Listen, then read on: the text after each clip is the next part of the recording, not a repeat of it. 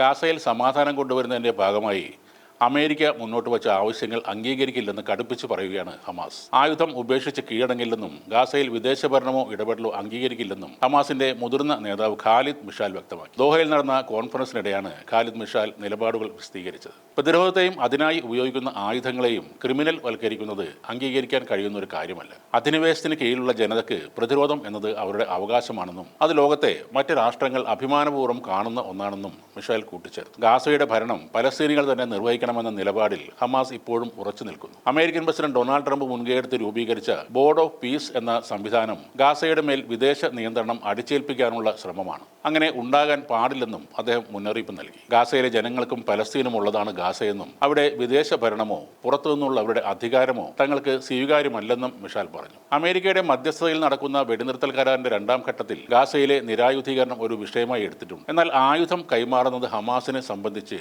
ചിന്തിക്കാൻ പോലും ആകില്ല. പക്ഷേ ഭാവിയിൽ നിലവിൽ വന്നേക്കാവുന്ന പലസ്തീൻ ഭരണകൂടത്തിന് ആയുധങ്ങൾ കൈമാറുന്ന കാര്യം പരിഗണിച്ചേക്കാമെന്ന സൂചനയും ഹമാസ് നൽകുന്നുണ്ട്. ഗാസയുടെ പുനർനിർമ്മാണത്തിനും സഹായം എത്തിക്കുന്നതിനും സന്തുലിതമായ ഒരു സമീപനം ബോർഡ് ഓഫ് പീസ് സ്വീകരിക്കണമെന്നുകൂടി മിഷാൽ ആവശ്യപ്പെട്ടു. ഗാസയിൽ സ്ഥിരമായ വെടിനിർത്തൽ ഉറപ്പാക്കുന്ന അന്തരീക്ഷം സൃഷ്ടിച്ച ശേഷം മാത്രമേ ഇത്തരം വിഷയങ്ങൾ ചർച്ച ചെയ്യാനാകൂ എന്നും മിഷാൽ പറഞ്ഞു. ഇസ്രായേൽ അധിനിവേശം അവസാനിപ്പിക്കുന്നതുവരെ ആയുധങ്ങൾ വിട്ടുകൊടുക്കില്ല എന്ന് തന്നെയാണ് ഹമാസിന്റെ നിലപാട്. വെടിനിർത്തൽ കരാർ നിലനിൽക്കെ ഇസ്രായേൽ ആക്രമണം തുടരുകയാണെന്നും ഇതുവരെ നൂറുകണക്കിന് പലസ്തീനികൾ കൊല്ലപ്പെട്ടതായും റിപ്പോർട്ടുകളുണ്ട്. ഹമാസ് ആയുധങ്ങൾ കൈമാറണമെന്ന ചർച്ച പലസ്തീൻ സായുധ പ്രതിരോധത്തെ നിർവീര്യമാക്കാനുള്ള 100 വർഷത്തിൽ ഏറെയായ ശ്രമങ്ങളുടെ തുടർച്ചയാണ്. നമ്മുടെ ജനങ്ങൾ ഇപ്പോഴും അധിനിവേശത്തിലാണ്. ഈ സാഹചര്യത്തിൽ നിരായുധീകരണം ആവശ്യപ്പെടുന്നത് അന്താരാഷ്ട്ര ആയുധശക്തിയുള്ള ഇസ്രായേലിന് മുന്നിൽ നമ്മുടെ ജനങ്ങളെ എളുപ്പത്തിൽ ഇല്ലാതാക്കാൻ വേണ്ടിയാണ്. ഖത്തർ, തുർക്കി, ഈജിപ്ത് എന്നീ മധ്യസ്ഥ രാജ്യങ്ങളിലൂടെയും അമേരിക്കയുമായി പരോക്ഷ ചർച്ചകളിലൂടെയും ഹമാസ് തങ്ങളുടെ നിലപാട് വ്യക്തമാക്കിയിട്ടുണ്ടെന്നും അദ്ദേഹം പറയും. കഴിഞ്ഞ മാസം അമേരിക്കൻ പ്രസിഡന്റ് ഡൊണാൾഡ് ട്രംപ്